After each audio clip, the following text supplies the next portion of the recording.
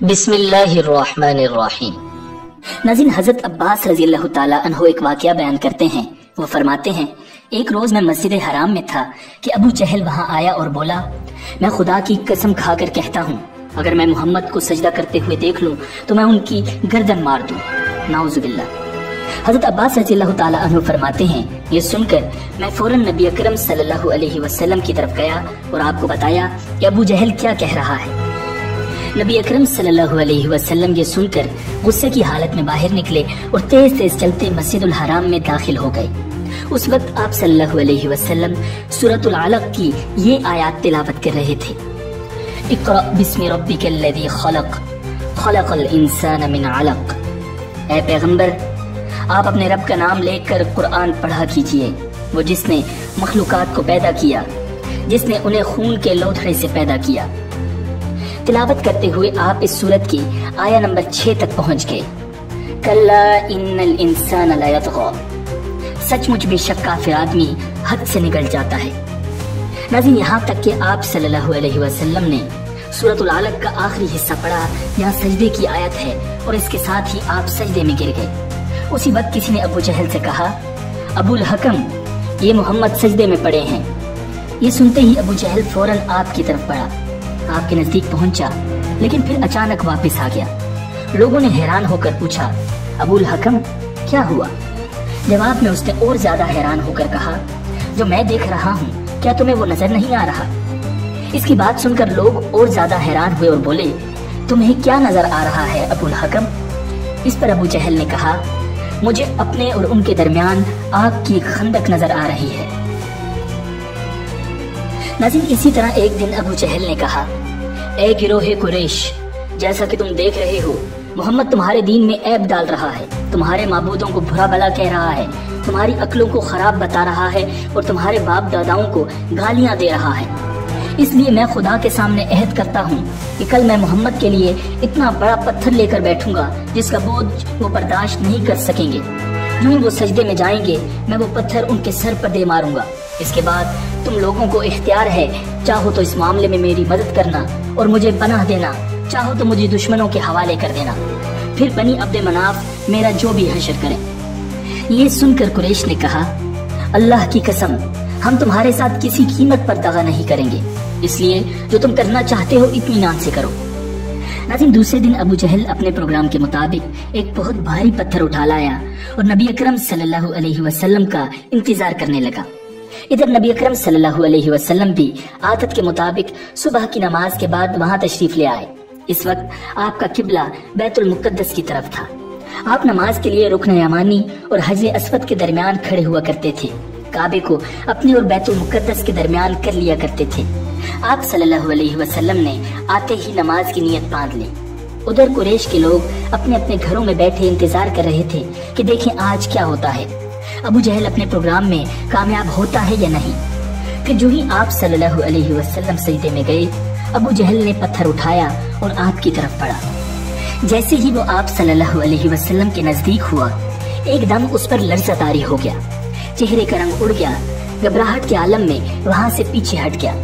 ادھر پتھر پر اس کے ہاتھ اس طرح جم گئے کہ اس نے چاہا ہاتھ اس پر سے ہٹا لے لیکن ہٹا نہ سکا۔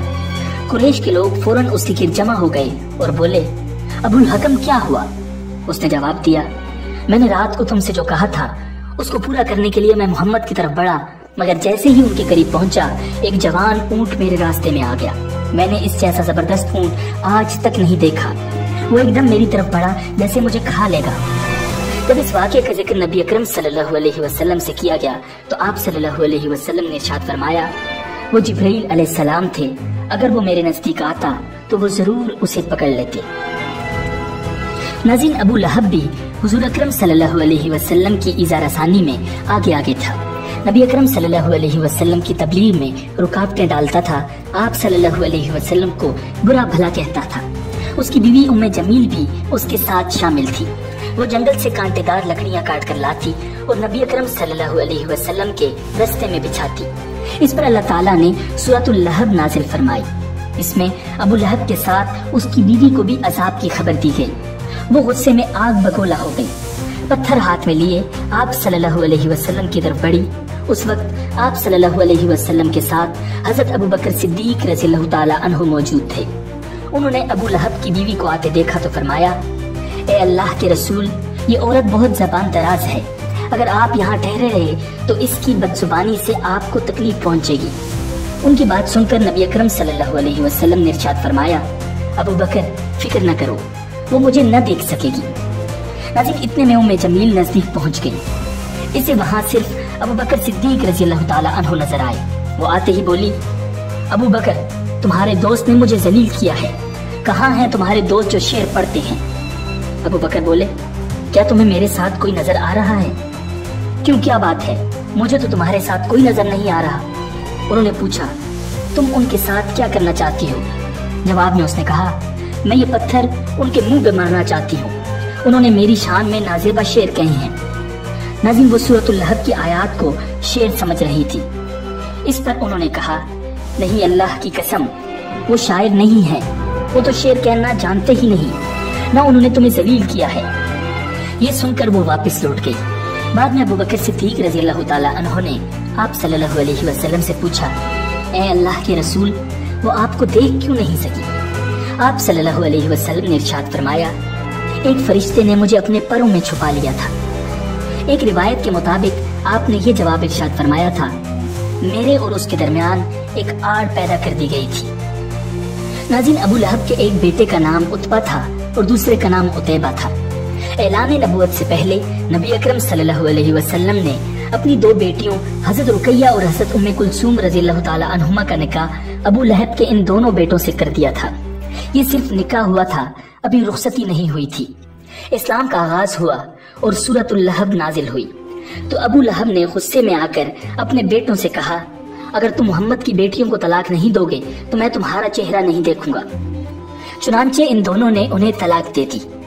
اس موقع پر عتیبہ نبی اکرم صلی اللہ علیہ وسلم کی خدمت میں حاضر ہوا اور اس نے آپ صلی اللہ علیہ وسلم کی شان میں گستاخی کی۔ آپ صاحبزادیوں کی وجہ سے پہلے ہی غمگین تھے۔ ان حالات میں آپ صلی اللہ علیہ وسلم نے اس کے حق میں بد دعا فرمائی، اے اللہ، اس پر اپنے کتوں میں سے ایک کتا مسلط فرما دے۔ عتیبہ یہ بد دعا سن کر وہاں سے لوٹ آیا۔ اس نے اپنے باپ ابو لہب کو سارا حال سنایا۔ اس کے بعد دونوں باپ بیٹا ایک قافلے کے ساتھ ملک شام کی طرف روانہ ہو گئے۔ راستے میں یہ لوگ ایک جگہ ٹھہرے، وہاں قریب ہی ایک راہب کی عبادت گاہ تھی۔ راہب ان کے پاس آیا، اس نے انہیں بتایا اس علاقے میں جنگلی درندے رہتے ہیں۔ ابو لہب یہ سن کر خوفزدہ ہو گیا۔ نبی اکرم صلی اللہ علیہ وسلم کی بد دعا اسے یاد آ گئی۔ اس نے قافلے والوں سے کہا، تم لوگ میری حیثیت سے باخبر ہو اور یہ بھی جانتے ہو کہ میرا تم پر کیا حق ہے۔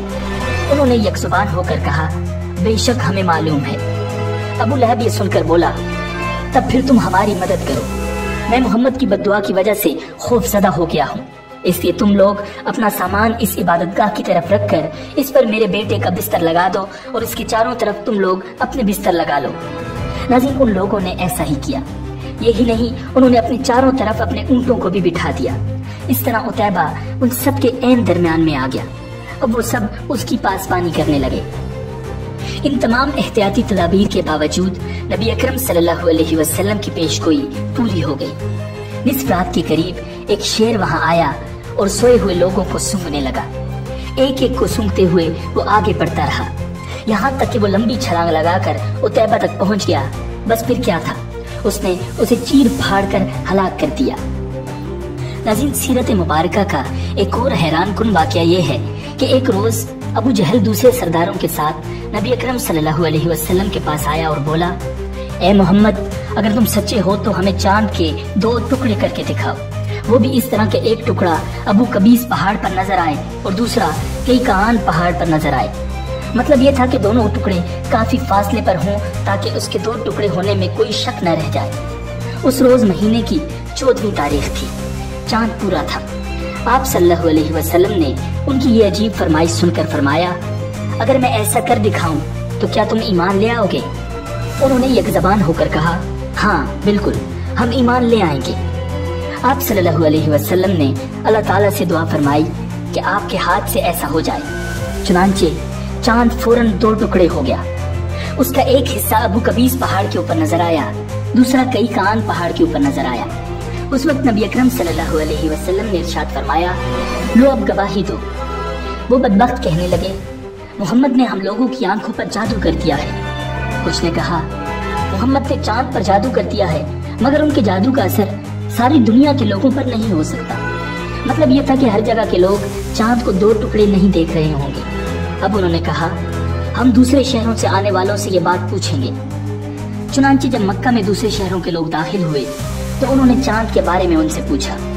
आने वाले सब लोगों ने यही कहा, हाँ हाँ, हमने भी चांद को 2 टुकड़े होते देखा है। ये सुनते ही मुशरिक बोल उठे, बस फिर तो ये आम जादू है, इसका असर सब पर हुआ है। कुछ ने कहा, ये एक ऐसा जादू है जिससे जादूगर भी मुतासिर हुए हैं, यानी जादूगरों को भी चांद 2 टुकड़े नजर आया है।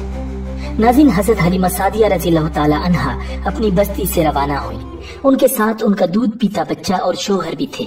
हज़रत हलीमा सादिया रज़ियल्लाहु ताला अन्हा दूसरी औरतों के बाद मक्का में दाखिल हुई। उनका खच्चर बहुत कमजोर और मरियल था। उनके साथ उनकी कमजोर और बूढ़ी ऊँटनी थी। वो बहुत आहिस्ता आहिस्ता चलती थी। उसकी वजह से हज़रत हलीमा सादिया रज़ियल्लाहु ताला अन्हा काफिले से बहुत पीछे रह जाती थी। इस वक्त भी ऐसा ही हुआ। वो सबसे आखिर में मक्का में दाखिल हुई।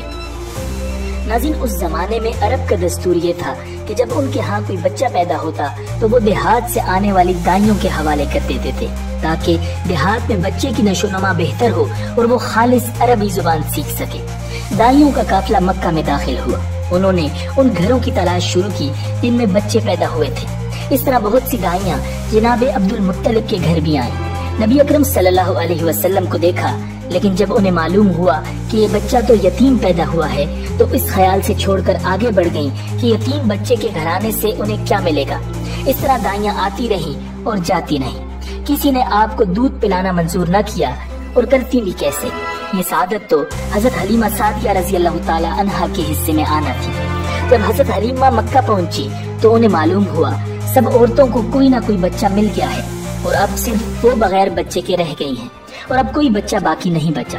हाँ, एक यतीम बच्चा जरूर बाकी है जिसे दूसरी औरतें छोड़ गई हैं। हलीमा सादिया ने अपने शोहर अब्दुल्ला बिन हारिस से कहा, खुदा की कसम मुझे ये बात बहुत नागवार गुजर रही है कि मैं बच्चे के बगैर जाऊं जबकि दूसरी सब औरतें बच्चे लेकर जाएं। ये मुझे ताने देंगी, इसलिए क्यों न हम इसी यतीम बच्चे को ले लें। अब्दुल्ला बिन हारिस बोले, कोई हर्ज नहीं, हो सकता है अल्लाह इसी बच्चे के जरिए हमें खैर और बरकत अता फरमा दे। चुनांचे हजरत हलीमा सादिया रज़ियल्लाहु ताला अन्हा अब्दुल मुत्तलिब के घर गईं। जनाब अब्दुल मुत्तलिब और हजरत आमिना ने उन्हें खुशामदीद कहा। फिर आमिना उन्हें बच्चे के पास ले आई। आप उस वक्त एक ऊनी चादर में लिपटे हुए थे। वो चादर सफेद रंग की थी। आपके नीचे एक सब्ज रंग का रेशमी कपड़ा पड़ा था। आप सीधे लेटे हुए थे। आपकी सांस की आवाज के साथ मुश्क की सी खुशबू निकलकर फैल रही थी। हजरत हलीमा सादिया रज़ियल्लाहु ताला अन्हा आपके हुस्न जमाल को देखकर हैरत ज़दा रह गईं। आप उस वक्त सोए हुए थे। उन्होंने जगाना मुनासिब न समझा, लेकिन जो ही उन्होंने प्यार से अपना हाथ आपके सीने पर रखा, आप मुस्कुरा दिए और आंखें खोलकर उनकी तरफ देखने लगे। हजरत हलीमा सादिया रज़ियल्लाहु ताला अन्हा फरमाती हैं, मैंने देखा आपकी आंखों से एक नूर निकला जो आसमान तक पहुँच गया। मैंने आपको गोद में उठाकर आपकी दोनों आंखों के दरमियानी जगह पर प्यार किया। फिर मैंने आपकी वालिदा और अब्दुल मुत्तलिब से इजाजत चाही। बच्चे के लिए काफिले में आई। मैंने आपको दूध पिलाने के लिए गोद में लेटाया तो आप दाईं तरफ से दूध पीने लगे। पहले मैंने बाईं तरफ से दूध पिलाना चाहा, लेकिन आपने इस तरफ से दूध न पिया। दाईं तरफ से आप फौरन दूध पीने लगे। बाद में भी आपकी यही आदत रही। आप सिर्फ दाईं तरफ से दूध पीते रहे। बाईं तरफ से मेरा बच्चा दूध पीता रहा। फिर काफिला रवाना हुआ। हलीमा सादिया रज़ियल्लाहु ताला अन्हा फरमाती हैं, मैं अपने खच्चर पर सवार हुई, आपको साथ ले लिया। अब जो हमारा खच्चर चला तो इस कदर तेज चला कि उसने पूरे काफिले की सवारियों को पीछे छोड़ दिया। पहले वो मरियल होने की बिना पर सबसे पीछे रहता था। मेरी खवातीन साथी हैरानगी से मुखातिब हुई, ए हलीमा, ये आज क्या हो रहा है? तुम्हारा खच्चर इस कदर तेज कैसे चल रहा है? क्या ये वही खच्चर है जिस पर तुम आई थी और जिसके लिए एक एक कदम उठाना मुश्किल था? जवाब में मैंने उनसे कहा, बेशक ये वही खच्चर है, अल्लाह की कसम इसका मामला अजीब है। फिर ये लोग बनु साद की बस्ती पहुंच गए। इन दिनों ये इलाका खुश्क और कहत सदा था। हलीमा सादिया रज़ियल्लाहु ताला अन्हा फरमाती हैं, उस शाम जब हमारी बकरियां चर कर वापस आईं तो उनके थन दूध से भरे हुए थे, जबकि इससे पहले ऐसा नहीं हुआ करता था। इनमें से दूध बहुत कम और बहुत मुश्किल से निकलता था। हमने उस दिन अपनी बकरियों का दूध धोया तो हमारे सारे बर्तन भर गए और हमने जान लिया कि ये सारी बरकत इस बच्चे की वजह से है। आसपास की औरतों में भी ये बात फैल गई। उनकी बकरियां बदस्तूर बहुत कम दूध दे रही थी। गर्ज हमारे घर में हर तरफ हर चीज में बरकत नजर आने लगी। दूसरे लोग ताज्जुब में रहे। नाज़रीन, जब हजरत जुबैर भी इंतकाल कर गए तो आप सल्लल्लाहु अलैहि वसल्लम की निगरानी आपके चचा अबू तालिब करने लगे। उन्हें भी नबी अकरम सल्लल्लाहु अलैहि वसल्लम से बहुत मोहब्बत थी। जब उन्होंने आप सल्लल्लाहु अलैहि वसल्लम की बरकत देखी, मुझसे देखे, तो उनकी मोहब्बत में और इजाफा हो गया। ये माली एतबार से कमजोर थे। 2 वक्त सारे घराने को पेट भरकर खाना नहीं मिलता था, लेकिन जब नबी अकरम सल्लल्लाहु अलैहि वसल्लम उनके साथ खाना खाते तो थोड़ा खाना भी उन सब के लिए काफी हो जाता, सबके पेट भर जाते। इसीलिए जब दोपहर या रात के खाने का वक्त होता और सब दस्तरखान पर बैठते तो अबू तालिब उनसे कहते, अभी खाना शुरू न करो, मेरा बेटा आ जाए फिर शुरू करना। फिर आप सल्लल्लाहु अलैहि वसल्लम तशरीफ ले आते और उनके साथ बैठ जाते। आप सल्लल्लाहु अलैहि वसल्लम की बरकत इस तरह जाहिर होती कि सबके सैर होने के बाद भी खाना बच जाता। अगर दूध होता तो पहले नबी अकरम सल्लल्लाहु अलैहि वसल्लम को पीने के लिए दिया जाता, फिर अबू तालिब के बेटे पीते, यहाँ तक के एक ही प्याले से सबके सब दूध पी लेते। खूब सैर हो जाते और दूध फिर भी बच जाता। लेकिन एक बार मक्का में कहत पड़ गया, बारिश बिल्कुल न हुई। लोग एक दूसरे से कहते थे, लात और उज्जा से बारिश की दुआ करो। कुछ कहते थे, तीसरे बड़े बुत मनात पर भरोसा करो। इसी दौरान एक बूढ़े ने कहा, तुम हक और सच्चाई से भाग रहे हो। तुम में इब्राहिम अलैहिस्सलाम और इस्माइल अलैहिस्सलाम की निशानी मौजूद है। तुम उसे छोड़कर गलत रास्ते पर क्यों जा रहे हो? इस पर लोगों ने उससे कहा, क्या आपकी मुराद अबू तालिब से है? उसने जवाब में कहा, हाँ, मैं यही कहना चाहता हूँ। अब सब लोग अबू तालिब के घर की तरफ चले। वहाँ पहुंचकर उन्होंने दरवाजे पर दस्तक दी तो एक खूबसूरत आदमी बाहर आया। उसने तहबंद लपेट रखा था। सब लोग उसकी तरफ बढ़े और बोले, ए अबू तालिब, वादी में कहत पड़ा है, बच्चे भूखे मर रहे हैं, इसलिए आओ और हमारे लिए बारिश की दुआ करो। चुनांचे अबू तालिब बाहर आए। उनके साथ रसूलुल्लाह सल्लल्लाहु अलैहि वसल्लम भी थे। आप ऐसे लग रहे थे जैसे अंधेरे में सूरज निकल आया हो। अबू तालिब के साथ और भी बच्चे थे, लेकिन उन्होंने आप सल्लल्लाहु अलैहि वसल्लम ही का बाजू पकड़ा हुआ था। इसके बाद अबू तालिब ने आपकी उंगली पकड़कर काबे का तवाफ किया। ये तवाफ कर रहे थे और दूसरे लोग आसमान की तरफ नजर उठा उठा कर देख रहे थे, जहाँ बादल का एक टुकड़ा भी नहीं था। लेकिन फिर अचानक हर तरफ से बादल घिर घिर कर आने लगे। इस कदर जोरदार बारिश हुई कि शहर और जंगल सैराब हो गए। नाज़रीन, अबू तालिब एक बार जिल हिजाज के मेले में गए। ये जगह अरफात से तकरीबन 8 किलोमीटर दूर है। उनके साथ रसूलुल्लाह सल्लल्लाहु अलैहि वसल्लम भी थे। ऐसे में अबू तालिब को प्यास महसूस हुई। उन्होंने आप सल्लल्लाहु अलैहि वसल्लम से फरमाया, भतीजे, मुझे प्यास लगी है। ये बात उन्होंने इसलिए नहीं कही थी कि आपके पास पानी था, बल्कि अपनी बेचैनी जाहिर करने के लिए कही थी। चचा की बात सुनकर आप फौरन सवारी से उतर आए और बोले, चाचा जान, आपको प्यास लगी है? उन्होंने कहा, हाँ भतीजे, प्यास लगी है। ये सुनते ही आपने एक पत्थर पर अपना पांव मारा। जो ही आप सल्लल्लाहु अलैहि वसल्लम ने पत्थर पर पांव मारा, उसके नीचे से साफ और उम्दा पानी फूट निकला। उन्होंने ऐसा पानी पहले कभी नहीं पिया था। खूब सैर होकर पानी पिया। फिर उन्होंने पूछा, भतीजे, क्या आप सैर हो चुके हैं? नबी अकरम सल्लल्लाहु अलैहि वसल्लम ने इरशाद फरमाया, हाँ। आपने इसी जगह अपनी एड़ी फिर मारी और वो जगह दोबारा ऐसी खुश हो गई जैसे पहले थी। नाज़रीन, हुजूर नबी अकरम सल्लल्लाहु अलैहि वसल्लम चंद साल अपने दूसरे चचा जुबैर बिन अब्दुल मुत्तलिब के साथ भी रहे थे।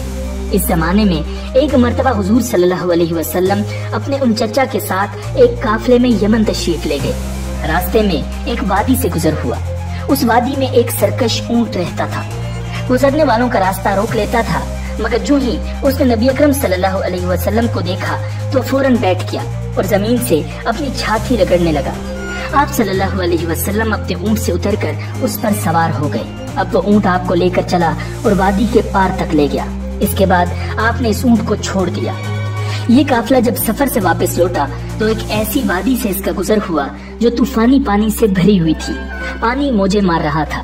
یہ دیکھ کر آپ صلی اللہ علیہ وسلم نے قافلے والوں سے فرمایا، میرے پیچھے پیچھے آؤ۔ پھر آپ اطمینان سے وادی میں داخل ہو گئے۔ باقی لوگ بھی آپ کے پیچھے تھے۔ اللہ رب العزت نے اپنی قدرت سے پانی خشک کر دیا اور آپ پورے قافلے کو لیے پار ہو گئے۔ قافلہ مکہ پہنچا تو لوگوں نے یہ حیرتناک واقعات بیان کیے۔ لوگ سن کر بول اٹھے، اس لڑکے کی تو کچھ شان ہی نرالی ہے۔ ناظرین، حضرت ابو طالب نے تجارت کی غرض سے شام جانے کا ارادہ کیا۔ نبی اکرم صلی اللہ علیہ وسلم نے بھی ساتھ جانے کا شوق ظاہر فرمایا۔ بعض روایات میں آیا ہے کہ آپ صلی اللہ علیہ وسلم نے جانے کے لیے خاص طور پر فرمائش کی۔ ابو طالب نے آپ صلی اللہ علیہ وسلم کا شوق دیکھ کر کہا، اللہ کی قسم میں اسے ساتھ ضرور لے کر جاؤں گا۔ نہ یہ کبھی مجھ سے جدا ہو سکتا ہے، نہ میں اسے کبھی اپنے سے جدا کر سکتا ہوں۔ آخر ابو طالب آپ صلی اللہ علیہ وسلم کو ساتھ لے کر روانہ ہوئے۔ آپ کو اپنی اونٹنی پر بٹھایا۔ ناظرین، اس کے بعد یہ قافلہ روانہ ہو کر بصرہ پہنچا۔ یہاں بحیرہ نام کا ایک راہب اپنی خانقاہ میں رہتا تھا۔ اس کا اصل نام جرجیس تھا، بحیرہ اس کا لقب تھا۔ وہ بہت زبردست عالم تھا۔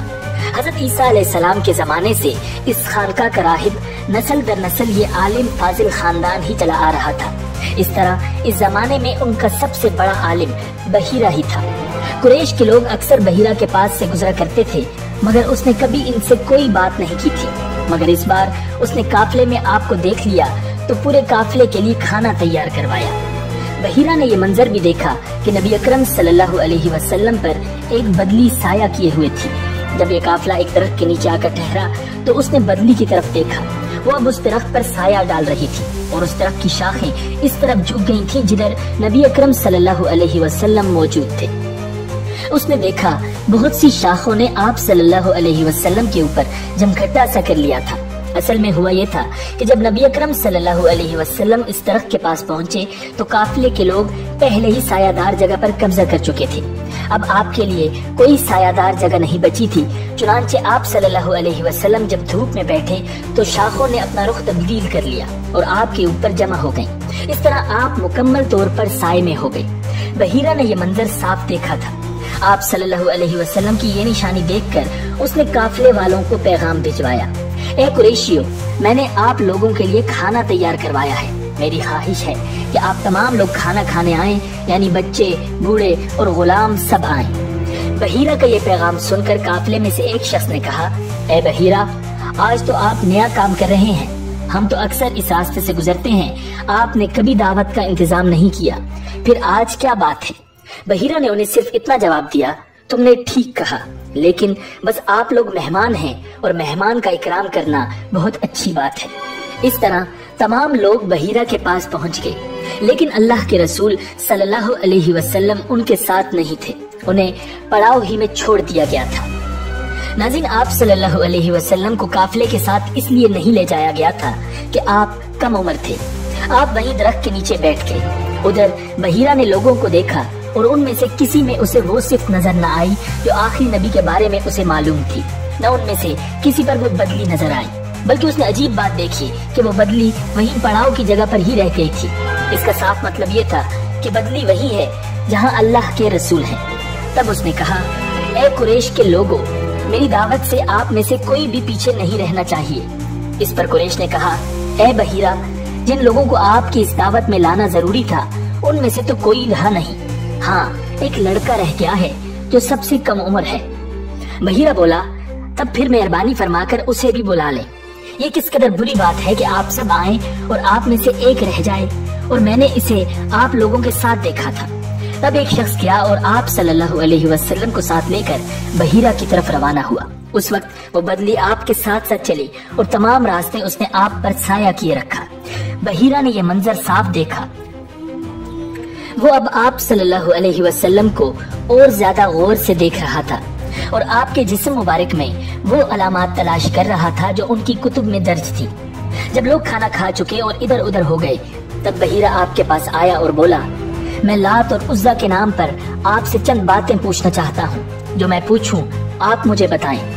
اس کی بات سن کر آپ صلی اللہ علیہ وسلم نے فرمایا، لات اور عزا کے نام پر مجھ سے کچھ نہ پوچھو، اللہ کی قسم मुझे सबसे ज्यादा नफरत इन्हीं से है। अब बहीरा बोला, अच्छा तो फिर अल्लाह के नाम पर बताएं जो मैं पूछना चाहता हूँ। तो आपने फरमाया, पूछो, क्या पूछना है। उसने बहुत से सवालात किए, आपकी आदात के बारे में पूछा। इसके बाद उसने आपकी कमर पर से कपड़ा हटाकर मुहरे नबूवत को देखा। वो बिल्कुल वैसे ही थी जैसा कि उसने अपनी किताबों में पढ़ा था। उसने फौरन मुहरे नबूवत की जगह को बोसा दिया। कुरैश के लोग ये सब देख रहे थे और हैरान हो रहे थे। आखिर लोग कहे बगैर न रह सके, ये राहिब मोहम्मद सल्लल्लाहु अलैहि वसल्लम ने बहुत दिलचस्पी ले रहा है, शायद उसके नजदीक इनका मर्तबा बहुत बुलंद है। उधर नबी अकरम सल्लल्लाहु अलैहि वसल्लम से बातचीत करने के बाद बहीरा अबू तालिब की तरफ आया और बोला, ये लड़का तुम्हारा क्या लगता है। अबू तालिब ने फरमाया, ये मेरा बेटा है। उस पर बहीरा ने कहा, नहीं, ये तुम्हारा बेटा नहीं हो सकता। ये नहीं हो सकता कि इसका बाप जिंदा हो। अबू तालिब को ये सुनकर हैरत हुई। फिर उन्होंने कहा, दरअसल ये मेरे भाई का बेटा है। इनका बाप कहाँ है? वो फौत हो चुका है। उसका इंतकाल उस वक्त हो गया था जब ये अभी पैदा नहीं हुए थे। ये सुनकर बहीरा बोल उठा, हाँ, ये बात सही है। और उनकी वालिदा का क्या हुआ? उनका भी अभी थोड़े अरसे पहले ही इंतकाल हुआ है। ये सुनते ही बहीरा ने कहा, बिल्कुल ठीक कहा। अब तुम यूं करो कि अपने भतीजे को वापस वतन ले जाओ। यहूदियों से उनकी पूरी तरह हिफाजत करो। अगर उन्होंने उन्हें देख लिया और उनमें वो निशानियां देख ली जो मैंने देखी हैं, तो वो उन्हें कत्ल करने की कोशिश करेंगे। तुम्हारा ये भतीजा नबी है, इसकी बहुत शान है। उनकी शान के बारे में हम अपनी किताबों में भी लिखा हुआ पाते हैं और हमने अपने बाप दादाओं से भी बहुत कुछ सुन रखा है। मैंने ये नसीहत करके अपना फर्ज पूरा कर दिया है और इन्हें वापस ले जाना तुम्हारी जिम्मेदारी है। अबू तालिब बहीरा की बातें सुनकर खौफजदा हो गए। आपको लेकर मक्का वापस आ गए। इस वाक़े के वक्त आप सल्लल्लाहु अलैहि वसल्लम की उम्र मुबारक 9 साल थी। आप सल्लल्लाहु अलैहि वसल्लम सैयदा खदीजा रज़ियल्लाहु ताला अन्हा का सामान तिजारत लेकर शाम की तरफ रवाना हुए। इधर आप रवाना हुए, उधर आप सल्लल्लाहु अलैहि वसल्लम के मौजज़ात शुरू हो गए। एक बदली ने आप सल्लल्लाहु अलैहि वसल्लम के ऊपर साया कर लिया। आप सल्लल्लाहु अलैहि वसल्लम के साथ साथ चलने लगी। जब आप सल्लल्लाहु अलैहि वसल्लम शाम पहुँचे तो बसरा शहर के बाजार में एक दरख्त के साये में उतरे। ये दरख्त एक ईसाई राहिब नस्तूरा की खानकाह के सामने था। उस राहिब ने मैसरा को देखा तो खानकाह से निकल आया। उस वक्त उसने आप सल्लल्लाहु अलैहि वसल्लम को देखा। आप सल्लल्लाहु अलैहि वसल्लम दरख्त के नीचे ठहरे हुए थे। उसने मैसरा से पूछा, ये शख्स कौन है जो इस दरख्त के नीचे मौजूद है? मैसरा ने कहा, ये एक कुरैशी शख्स है, हरम वालों में से है। ये सुनकर राहिब ने कहा, इस दरख्त के नीचे नबी के सिवा कोई आदमी नहीं बैठा। मतलब ये था कि इस दरख्त के नीचे आज तक कोई शख्स नहीं बैठा। अल्लाह ताला ने इस दरख्त को हमेशा इससे बचाया है कि इसके नीचे नबी के सिवा कोई दूसरा शख्स बैठे। इसके बाद उसने मैसरा से पूछा, क्या इनकी आंखों में सुर्खी है? मैसरा ने जवाब दिया, हाँ बिल्कुल है, और ये सुर्खी उनकी आंखों में मुस्तकिल रहती है। अब नस्तूरा ने कहा, ये वही है। मैसरा ने हैरान होकर उसकी तरफ देखा और बोले, क्या मतलब ये वही है? कौन वही? ये आखिरी पैगंबर हैं। काश मैं वो जमाना पा सकता जब उन्हें ज़ुहूर का हुक्म मिलेगा, यानी जब उन्हें नबूवत मिलेगी। रास्ते में एक और वाक़या पेश आया। सैयदा खदीजा रज़ियल्लाहु ताला अन्हा के 2 ऊँट बहुत ज्यादा थक गए थे और चलने के काबिल न रहे। उनकी वजह से मैसरा काफिले के पीछे रह गया। नबी अकरम सल्लल्लाहु अलैहि वसल्लम काफिले के अगले हिस्से में थे। मैसरा इन ऊँटों की वजह से परेशान हुआ तो दौड़ता हुआ अगले हिस्से की तरफ आया और अपनी परेशानी के बारे में आप सल्लल्लाहु अलैहि वसल्लम को बताया। आप उसके साथ उन दोनों ऊँटों के पास तशरीफ लाए, उनकी कमर और पिछले हिस्से पर हाथ फेरा, कुछ पढ़कर दम किया। आपका ऐसा करना था कि ऊँट उसी वक्त ठीक हो गए और इस कदर तेज चले कि काफिले के अगले हिस्से में पहुँच गए। अब वो मुंह से आवाजें निकाल रहे थे और चलने में जोशो खरोश का इजहार कर रहे थे। फिर काफिले वालों ने अपना सामान फरोख्त किया। इस बार इन्हें इतना मुनाफा हुआ कि पहले कभी नहीं हुआ था। चुनांचे मैसरा ने आपसे कहा, ए मोहम्मद, हम साल हर साल से सैयदा खदीजा के लिए तिजारत कर रहे हैं, मगर इतना जबरदस्त नफा हमें कभी नहीं हुआ जितना इस बार हुआ है। आखिर काफिला वापस मक्का की तरफ रवाना हुआ। मैसरा ने इस दौरान साफ तौर पर यह बात देखी कि जब गर्मी का वक्त होता था और नबी अकरम सल्लल्लाहु अलैहि वसल्लम अपने ऊंट पर होते थे तो 2 फरिश्ते धूप से बचाने के लिए आप पर साया किए रहते थे। नाज़रीन, उम्मीद है कि आपको ये वीडियो पसंद आई होगी।